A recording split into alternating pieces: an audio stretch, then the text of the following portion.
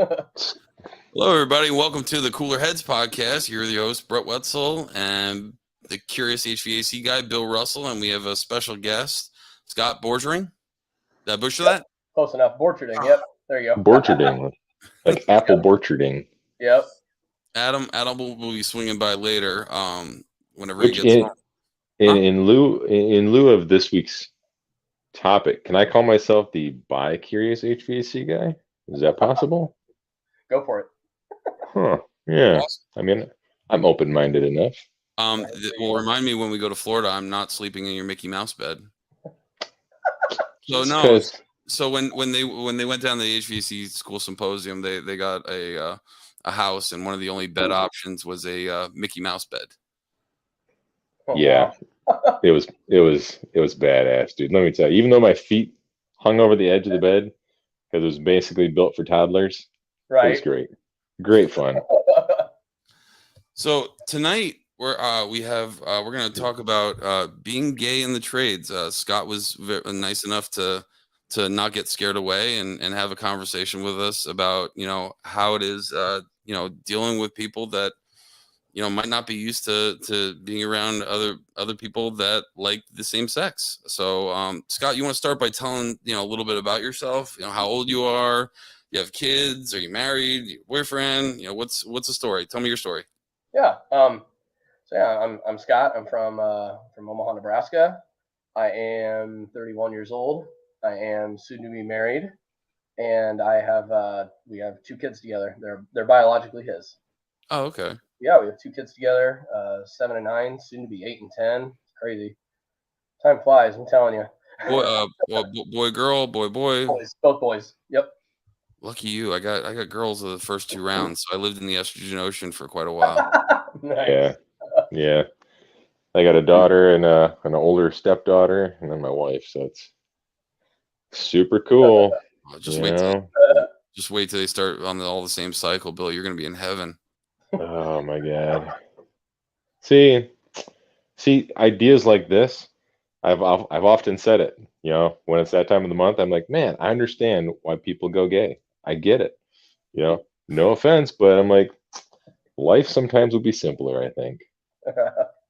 Could be. Well, we had someone on. We called it a women's planning episode. So that there's a woman that we know. Her name's Jessie Egan. She works for Kalos down in Florida, and we were just talking about a lot of stuff, like because most people know it's no fucking surprise they're estrogen Molotov cocktails. So you don't know what you're gonna get, and they can just spark crazy on a second. And so we were explaining stuff like why we felt the way we are, because as men, we're logical human beings, not so much emotional, right? And so we were asking her stuff, and like she was blowing our fucking mind. Like we would say something, and then she would have a retort for it. I'm like, oh my God, she's actually fucking right. Like made sense, yeah. I didn't want to have that conversation with my wife though, and let her know that she's right for some of the stuff. You know what I mean? So go ahead. So Scott, what do you like? What part of the trade are you in? Like, what's your specialty? What's what's your career path? Excuse me. My specialty's been refrigeration. When I was going to school, I went to general, just HVAC, and that's what I thought I wanted to do. But my first job was with a family-owned refrigeration company, and as soon as I went to refrigeration, I never looked back.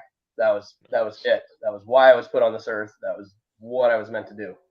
And slowly after that, I wanted to venture out into supermarket, work into bigger stuff, and that's what I'm doing now. I'm doing supermarket refrigeration. So how long have you been in the trade then?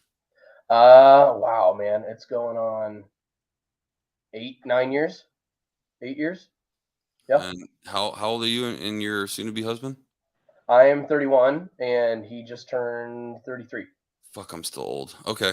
100%, you are. I just hit my 40th. So you've been in the trade almost 10 years. Yep. You said you have 2 kids. Yep. And what's your husband do for work? Does he work or? It's kind of interesting. He's kind of in the same sort of field. He does maintenance for he does commercial and industrial maintenance. Like he usually works in factories and plants. He was working for a well-known chicken production plant that distributes chicken for a very large, well-known distributor here in the country, and he was doing maintenance for their conveyors, and he's really good with things like that, and that's what he's been doing. So we're kind of in the same kind of maintenance field, if you will. Does he actually work on the refrigeration? No, I've asked him. He won't.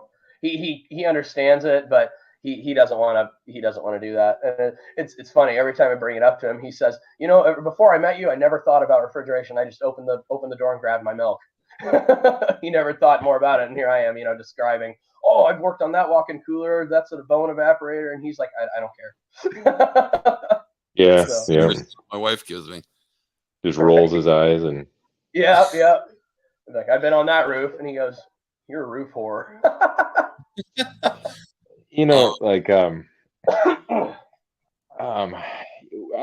I've met a lot of people throughout this trade, and one of the people that I've met, super cool guy. His name is Clive from Big Clive Live YouTube channel.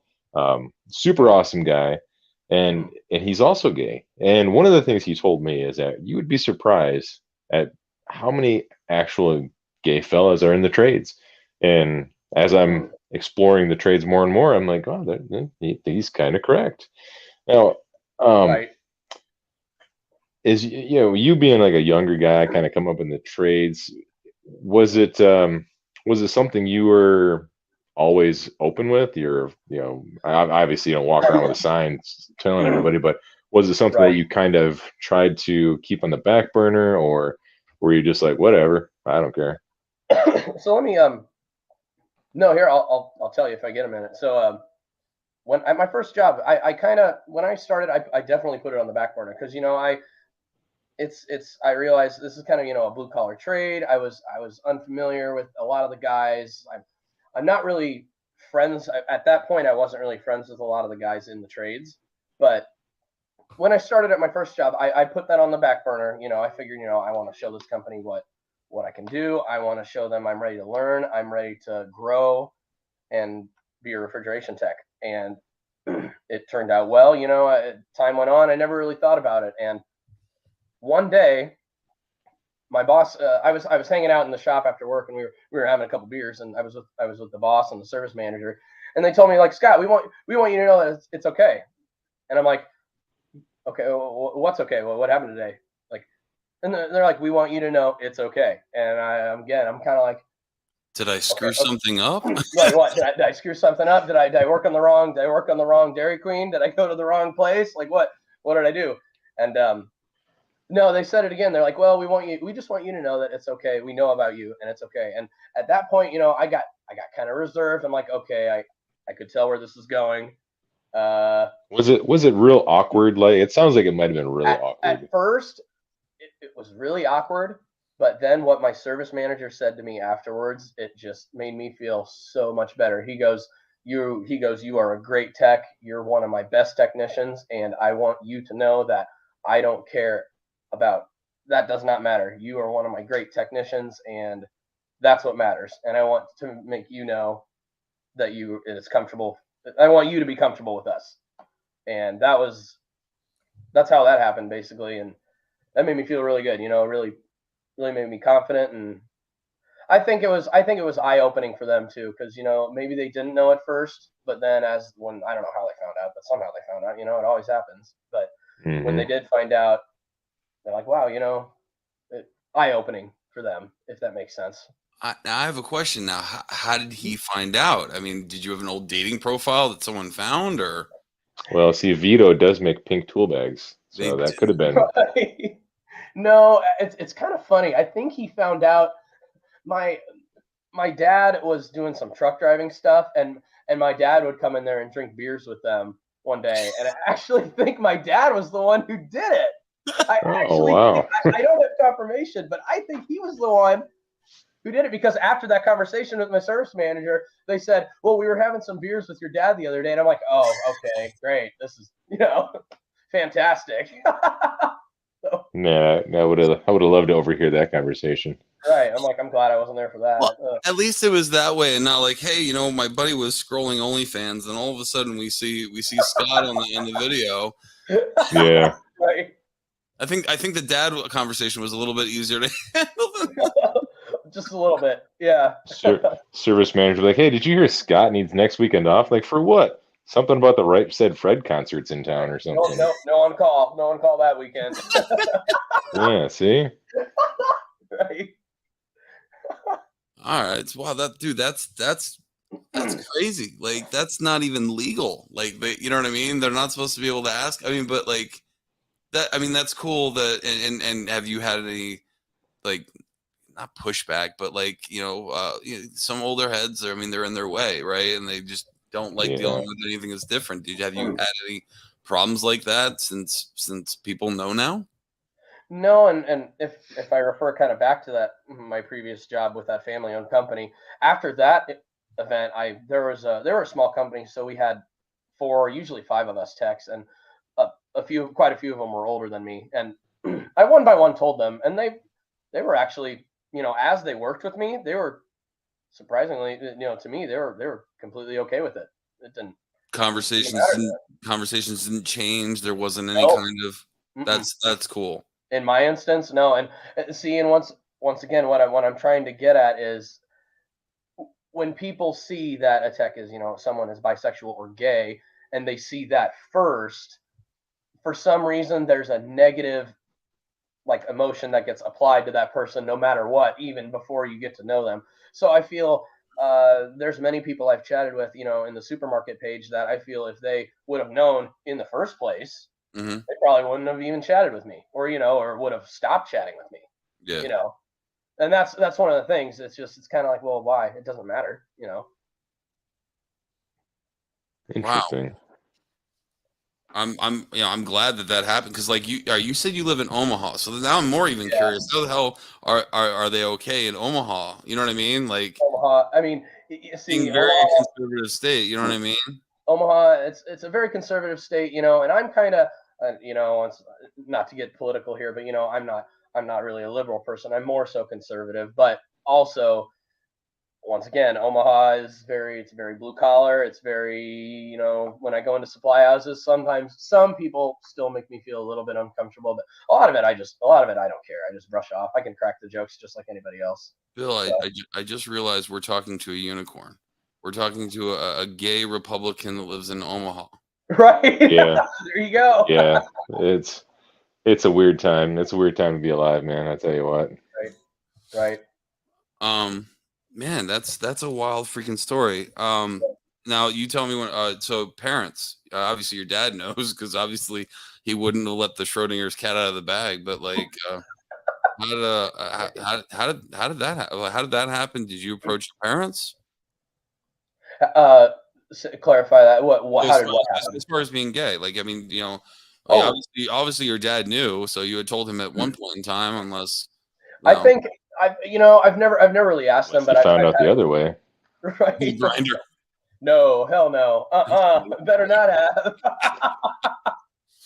But no, my dad one day, I was having a bad day, and when I was a lot younger, with my car, and I had a flat tire, and I was just having a terrible week, and my dad came to help me with my car, and I was fixing it, and he had, once again, it was weird. It was that same awkward conversation. I wanted you to know that it's okay. And it's funny that I had that conversation with my dad, and then like a couple months later, like that happened at work. So I'm like, what? And I'm thinking what you're thinking, Scott, like, bad day, like my week, like the tire, like, is that what you're talking about? And it's okay. It's okay to have a bad week. Go ahead.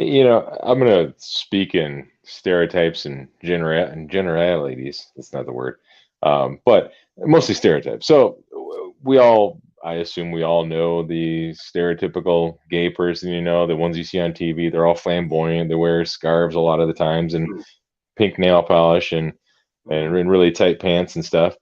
And that's sort of like the gaydar, I guess, that people talk about. And now, Scott, you don't resemble any of that. Like, I would never know if you hadn't told me. I would never have guessed.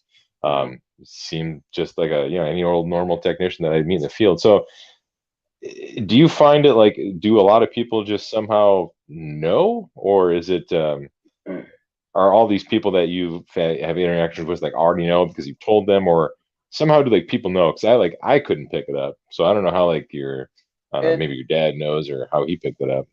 No, it's hard to tell. Some people, I don't really know.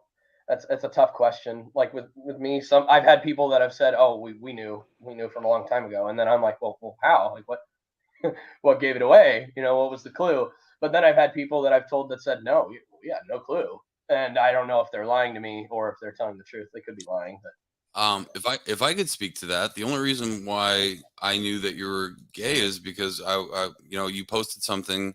I was like, oh, his kids are adorable, and I was just looking through your pictures, and I was like, oh, okay, all right, and that's I think I texted you, and I think asked you. yep, you did. I remember. Yep. So that's, I mean, like, because his, the way he talks, the way he presents himself, it doesn't, he's not the stereotypical, as you eloquently put it, stereotypical gay gentleman. You know what I mean? Mhm. Mm-hmm. Yeah. Then you've been no, no, I won't ask this, but like, so you've been with your current company for how long then? About 3 years. Mhm. Okay, and you work predominantly now on supermarkets, correct? Only supermarkets. Yep. Okay, Mhm. I don't even know anyone that actually works up in that area. As far as Oh, as okay. far as as far as companies wise, you know what I mean? Right. So, how your kids are how old? 7 and 9. 7 and 9. Seven Okay. and Boom. nine. That's paying attention. I have short-term memory loss. So you did mention, Scott, that your soon-to-be husband, or I guess we just call him your fiance, Mhm. the two kids are biologically his. So what does that mean to? I mean, this really has no relevance to this conversation, so forgive me for asking, but I'm a curious guy.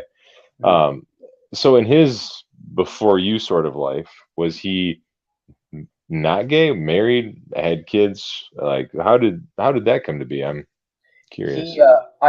We've had a couple conversations about this. He knew for a while, but I think that was one. It was one of those things where he just was kind of trying to hide it, Oh and there yeah. was actually a point with his ex-wife that he came out and told her, and they actually had a talk about it, and they were fine with it. Just they were going to make it work because of the kids. As most good parents do. You do what you can for the kids. Yeah. That's what you Yeah. do. And then they had their falling out, and when he found me. Oh So wow. yep, And it's been a love story ever since. ever since. Now, how did you sort of figure yourself out? That is a hard one for me, and it took a long time. But I always knew. Oh, I always knew. Back to when I was in grade school, I always knew. But Really? Wow. it's difficult because a location. I'm in Omaha, Nebraska. B, I went to a Catholic kindergarten through eighth grade Oh school. man. Oh no. It was difficult. Deep down, I knew. Deep down, I knew, Yeah. but See, it was in so hard. And I'm like, oh God, I want to be a mechanic. I knew I wanted to be a mechanic because it's in my family. All my uncles do heating and air conditioning, and it runs on my family. And that's what I knew. That's what I wanted to do. And I'm like, well, man, God, what am I gonna do? It was difficult, especially in high school. That was difficult. so it sounds like you sort of had a feeling of like, well, I can't be who I am and be in the trades. Is that safe to say? Safe to Yeah, presume? and I'm glad I stuck with, because there was a point where I was just gonna say, screw this. I'm just gonna go a different career path. But you know what? I stuck with it, and I'm definitely glad I stuck with it because that's That what I. that's crazy. I could never. I mean, I could never put myself in those shoes, but I could never think like I love what I do. I absolutely So do love I. what I I love do, it. I and love it. I don't I don't know what I would do if like I was having that deep of a social, I won't call it social crisis, but like, kind of like figuring out what the hell you want to do for the rest of your life with, thinking that everyone else's opinion is going like, there's no way they're going to accept me. There's no way I'm going to Yeah. do this. Right.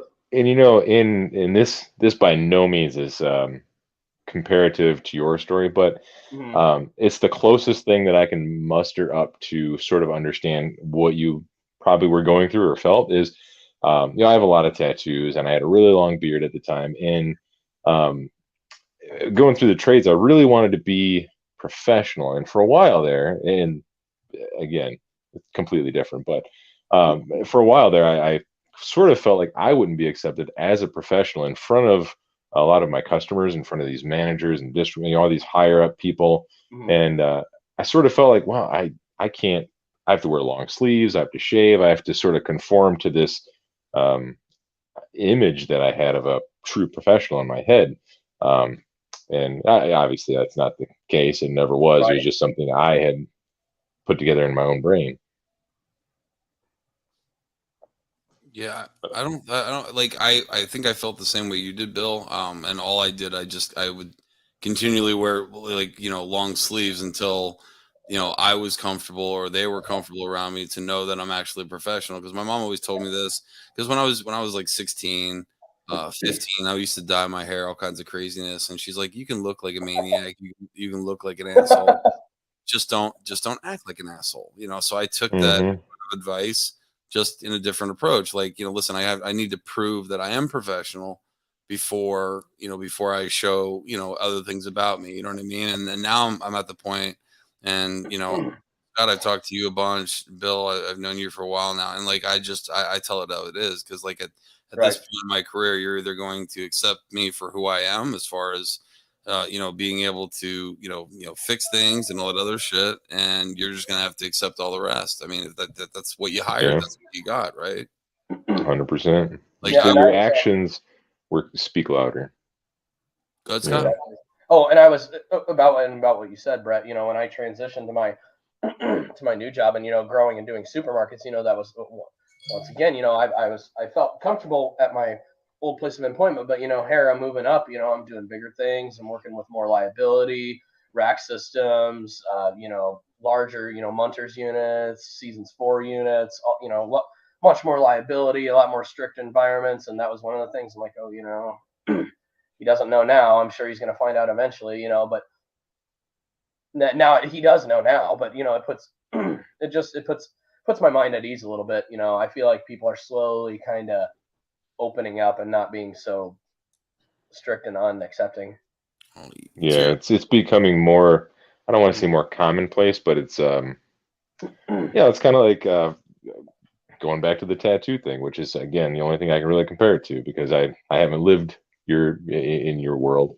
But for a while there, like, tattoos were looked down upon. They were looked at in a certain Right, way, and right. it's those are accepted now, and you know gay gentlemen in the trades are, it is what it is. They're being accepted just as they should be. Right. And my point, and with bringing this up, I hope this helps. I hope this helps a lot of people. I hope, because I know that I know there's other guys out there, and there's other guys here in Omaha that have chatted with me, and I ask them like, oh, are you out, or do people know about you? And they're like, no, no, like, hell no. the fear And I'm of like, God. see, yeah, that's the thing. I can't imagine that. Just It's just, and I can't.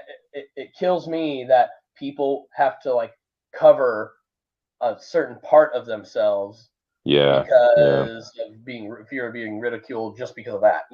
If you do a good job, you do a good job. Why does that matter? It don't matter. You know. Yeah, I totally agree with that. Bill, I mean, I went through that same thing this weekend, where I had dinner with the CEO this last week, and I was like, do I wear a long sleeve or do I not? Do I wear a long sleeve or do I not? You know what I mean? Is she going to treat me differently because I've been avoiding her? This way, my boss is happy with me, so I'll avoid the CEO Hmm. and just at a normal basis. That's And one of the things that I have sort of done to help myself accept myself for who I am in front of other people that I used to sort of be weary of, like when we're talking to these big shots over at the symposium, like the Jim Bergmans, the Steve Rogers, like when I'm talking about to all these guys, like there was a part of me in the past that would have felt uncomfortable because like I don't mix in with you. I'm not a white collar dude. I got tattoos. I look weird. But Hmm. now I'm like, whatever, Jim, you look like a psychopath because you wear polos all the time. I mean, who's the weird? Like I just say what I want, and it's like, yeah, you're not better than me, you're not less than me, we're both the same. And Yeah. yeah, that's kind of how you view, like, if I work with Scott, it'd be the same thing, Mm-hmm. Sorry, my wife's iPad or computer was ringing. I'm not getting off the phone or off the meeting. I want to say thank you for coming on, because I think this is going to mean a lot to a lot of different people who are able to listen to this. We're pre-recording this. We'll release it on Saturday, but I want to thank you, because I mean, just for you to just come on and do this, you have a very strong character, and I appreciate that. I really Thank do. you. One that Thank you. stands behind their morals, and wanting to help people out. I commend you for it. I like to think Thank you. about I appreciate it. I like to think about all the stereotypical, like, redneck hillbillies who are going to listen to this and be like, them damn gays taking our jobs. They took our jobs. Took our jobs. Them gays took our jobs. That warms my heart to think of that. How funny that is. Right. What, the blue collars getting mad over people like Scott taking their job? Yeah. Or just that episode. That was a good episode. Right. That was a good episode. But well, he's still a friend of mine. He just moved away and we've kind of grown distant. But a good buddy of mine. We used to work out all the time. I forget even how we met, but we were friends for years and years and years. And like, we got really close, and we were like gym partners. He came over to my house, met my family. Like, we had this whole world together. And I remember it never clicked to me, but he would, there would be these other, like, gym buddies that we'd bring in, and he'd be working out with them. And then one day he just told me, he's like, "Oh, that's my boyfriend." I'm like, "Huh, well, that's new." I was like, "Does this mean you're going to start dressing better?" And he's like, "No." I was like, "Okay, well, fuck, let's get back to work, man." Right. Yeah. That's great. That's funny. But that was like my one real experience of somebody, sort of coming out of the closet to me. It was kind of caught me off guard, because I was like, wow, I never would have guessed. I mean, he pronounced all his S's correctly. I didn't wear rainbow stuff, so I'm like, Oh my God. I couldn't tell. So stereotypical. Oh my God. And I have nothing against gay folks, but I do have to speak in, and I have to use things that other people can reference, the stereotypes and the generalities and stuff like that. And again, I don't mean it to be offensive. It's just, be honest, that's how people look at this. That's how people think. That's how they've developed their image of gay people. It's comparable being like, she doesn't play softball. There's no way she's gay. Yeah. Yeah. So we have well, we did. So Kristen, if you're listening, I'm putting you on blast. So she has a bigger penis than I do. Like, she is she's had a real rough life, and she spent some time in different places that were run by the state, and she the attitude that this woman has is utterly amazing. Like someone called her a dude. She's like, "Excuse me." Oh, I'm sorry. I'll beat the shit out of you. That's what I mean. She has a big attitude. Her attitude is amazing. She's so awesome. I played when I played poker with her and her. I don't think they're married. Just her girlfriend. But that was some of the funnest 3 hours I've ever had in my life. But like I said, like, thank you for coming on, man. It took a lot of, like, I mean, did you even mull this over? Like, when I called and asked you, did you have to mull this over at all? You're like, fuck yeah, I got a platform where I can talk about, and I can actually help one. Is that what your thoughts were when I asked you? Yeah, that was I thought about it, and it was funny. Like, literally, like, right when you a while back when you called to talk to me initially about this, I looked at my phone. I'm like, oh my fuck, Brett's calling me. Holy shit. I'm like, okay, like, and yeah, we were talking about it, and I thought about it, and honestly, before you brought this up, I wanted to bring it up somehow, but I just didn't know how. And this is a perfect way to do it. So Yeah, this is a much safer platform than say there's another show out there called the HVAC Overtime Show, and those guys are just dicks. Like they probably would have had you on the show and they would have just been dicks about it and it wouldn't have been a good time. He's being an asshole. He's on the fucking show. What? When did that happen? I don't know, a year and a half ago, however long you guys have been doing it. We are not professionals on that show. Much more successful than my dinky little podcast. No.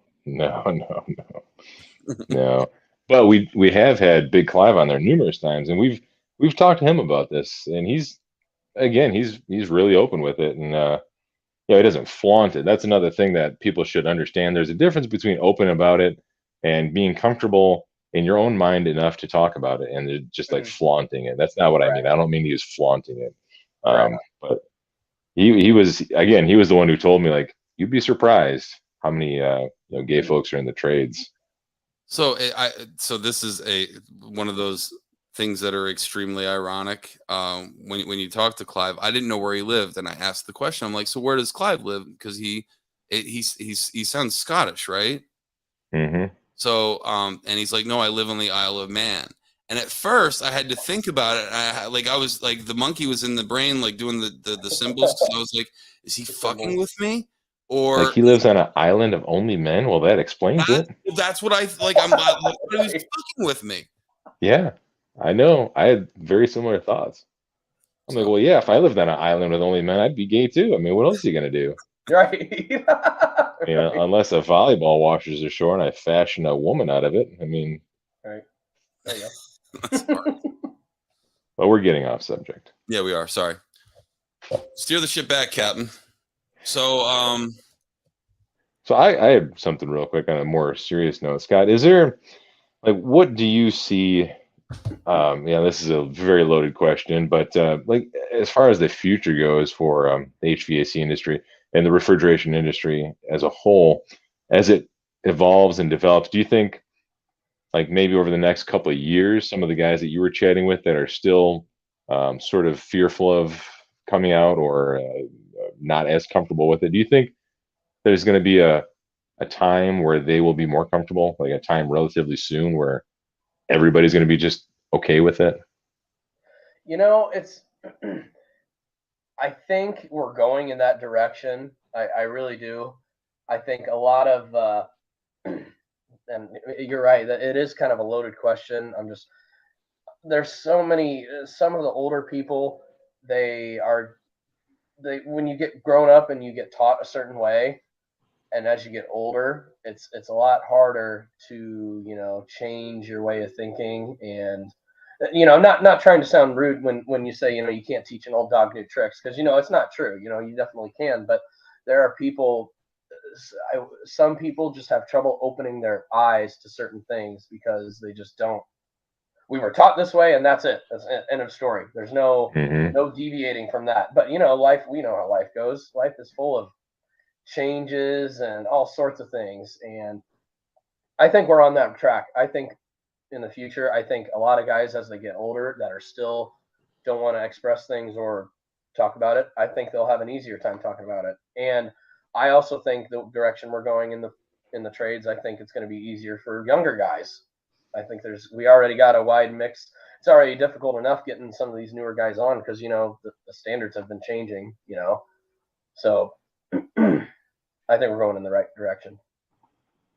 I would agree. I answer that correctly. It was kind of a loaded question. I'm sorry. Oh, no, you're fine. I like to ask loaded, difficult questions that are near impossible to answer with a simple sentence. Yeah, give me the abridged version of transcritical CO2, Brett. Those are the type of questions that Bill asks. Yeah, they're really dumb sometimes. Well, I don't know what the hell happened to Adam. Speaking of, people not showing up, where's Adam? Unbelievable. Yeah, screw that guy. We don't need him anyway. What a jerk. Yeah, he's not listening anyway, so whatever. So, what finally made you?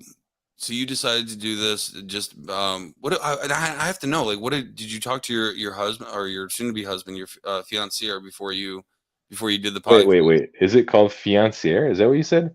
I think so. Is that correct? I don't know. Now I'm gonna look it up. But what did you tell him that you were thinking about doing this? And what did Yeah, he I say? did. Yeah, I talked about it with him. And Is he? Yeah, He's not listening right now, is he? Tell him no, not to he's listen. not listening right now, but I'm sure he will later. No, but he's 100% on board with it. Cool with it. Don't matter. Good. Yeah. So in his, and again, I don't want to dive too deep into somebody else's world that's not here to speak for themselves, but in his part of the industry, is he like open with it? Does his colleagues know, and is he have struggles with that, or is it like a similar situation with you? It was kind of a similar situation with me, and I think I have kind of, and I feel kind of good about this myself. I think I have helped him with that because speaking from his past, with his ex-wife, I think he had trouble coming to terms with it, and I think when he met me, I think the way I think just my personality and how I talk to him, and I think that helped him be okay with it. So when he's at work, like his jobs that he's had, he's just open about it. If they ask him about it, he tells them. If they don't ask, it's whatever. Has he been there a while? Sorry, Bill. Say that again. No, you're fine. Has he been there a while at the place that he's at now? Yeah, he's been there about a year or so. He's had a few more jobs than I have. So, but I didn't know. But in the time that we've been together, he's had a couple jobs, and so far at all the jobs, he's never had a problem talking to people about it. Or No, I just didn't know if the length of time, like, because like you said before, like you want to prove who you are first. Like subconsciously, you want to prove who you are first, so that there's no reason for them to treat you differently, right? I'm a technician. I'm a technician, and that's what I am. This is my job. This is correct. Not personal time. This is my job. This is what I'm here to do. If I do it good, then you can just shut the hell up. Correct. If I do a shitty job, then you can tell me that I'm crappy at what I do. You know what I mean? Yeah, absolutely. Yep. So I'm curious about two things right now at this very second. That'll change in a few minutes. But have you ever had like a negative experience with somebody at work where they're just like, I'm not going to work with this dude. You might, he might rape me or something, anything crazy like that? Because when, these guys that I'm talking about where they think like, oh, well, so-and-so is into dudes. So automatically that person thinks, well, obviously they want to bang me because that's what all gay guys do. They just, they just look at guys like us and it is like, man, I just want to bang that dude. So I'm sure you've ran into people like that. Have you ever had like, or have you ran into people like that, I guess? Yes, I have. I have ran into people. I have ran into people, and not through direct like communication with them, but how they talk with others. I've noticed like that they are not okay, or not okay, but they're not comfortable with gay or bisexual people, and sometimes that changes it. Usually I'm good at picking that up first, and it changes how I interact. Usually I'll just, if it's work related, I'll interact with them only because I have to, because of work. But as far as having a negative experience, so far I haven't really, unless someone's lying to me, and they just don't. Nothing's really changed. The people I've talked to at my past job or my current job, the ones that know, and the ones that don't know yet, or I haven't had any negative experience yet. Awesome. Now I'm going to put you on the spot because I thought of a real good question, because you're very comfortable public speaking. It seems like if you could say something to someone out there listening that is going through a predicament where they're going through the thing that you went through, where I don't know if I should say anything, what should I do? If someone called you for advice and said, Scott, this is killing me inside not to be who I really am. What would you say to that person? How, what advice could you give with your past experiences? I would say one thing: you cannot keep it bottled. You can't do that to yourself. It will slow. You may think it's easy at first, but if you keep something like that and just hide it the entire time, it's just going to slowly eat away at you and just eat away at you and just eat away at you. And quite frankly, if you open up to someone and they're not okay with it, then it's time to move on. They're not worth your time. They're not worth your effort. Sometimes it takes people different time. I'm sorry, I'm screwing that up. Some people learn in different ways, I guess. Some people hate gay people, but the next thing you know, someone who they care about ends up being gay, and it takes that moment for them to realize it. And that's one of those things, that makes people afraid to come out. That makes people afraid to talk about things. And especially when it comes to work, honestly, all I have to say is if you're good at your job and you're great, you have a great connection with your boss, or not even your boss, your coworkers, if you do a good job and they're all on your side, you shouldn't have anything to worry about. Yeah, I agree. So how did you meet your soon-to-be husband? I met him. It's kind of funny. I met him on a dating app. Right. I'm sorry. I did the same thing with my wife. Go ahead, continue. It's funny because the app. Let's just say the app that I met him on wasn't. Usually, you don't use that for dating. Let's just put it that way to keep it professional. So, but anyway, was it the Christian Farmers app? Or Farmers Only, right? Yeah, that one. Right, city folks just don't get it. Where all the chicks on there are as wide as stoves. Right. That's how I let them know I could feed them good. Yeah. Advertising, son. A ding dang do, Paul. So sorry, you met him on a non-conventional dating site. We'll call it right. Okay. And what I appreciated about him the most is after our first time hanging out, because at that point I didn't know he had kids or was breaking up with his wife. I didn't know that, but right after the first time we hung out, he laid it all out on the table and said, "Here's my story. Here I am. I have 2 kids. I am in the process of a divorce. If you want to hang out, if you want to come along, come along. If you don't." And I stuck around, and I appreciate that the most because that was truthful and honest. Yeah. Open and honest. Open and honest. Yep.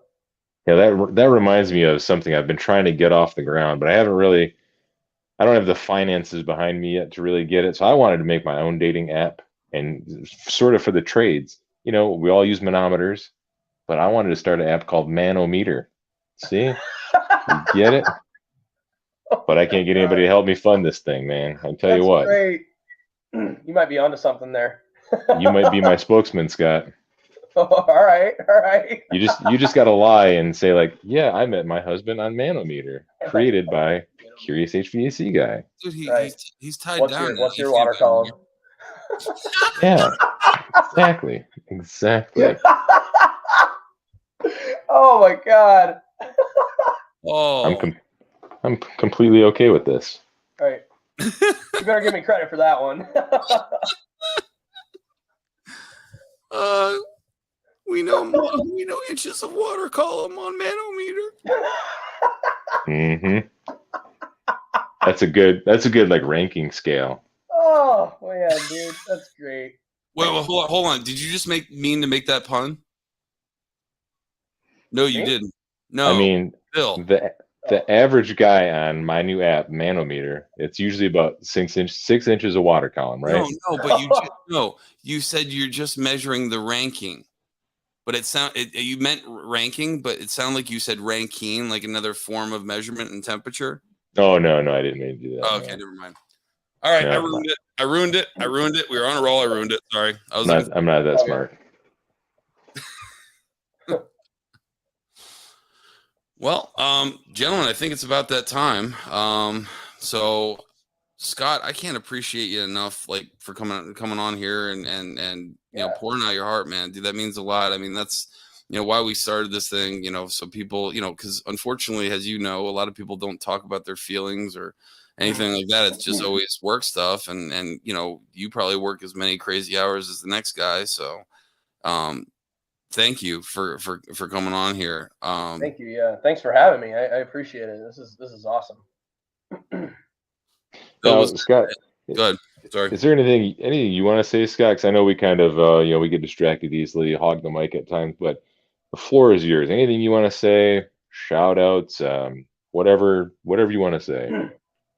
Um, and we've already talked about it just a little bit. I'll just hit this thing one last time. But That's you what he guys said. asked me, do you think people will become more comfortable, as time goes on with, coming out, or ones that don't want to come out? And I've seen that firsthand. I have seen, not necessarily people I work with, but other people that are in the trades, that from meeting me, they've just, they felt more comfortable because they see how open I am about it, and it's helped them. And like I said, we're going in the right direction. I think don't keep shit bottled up. Just talk about it. Yep, Nothing wrong with that. 100%. Yep, 100%. That's awesome, man. Once again, I appreciate you coming on here. I can't express it enough. Thank you so much. I really enjoyed this conversation. This was awesome. Thank you. I agree. appreciate it. This is great. All right, guys. Well, you have a good night. All right. Thanks. Thank you.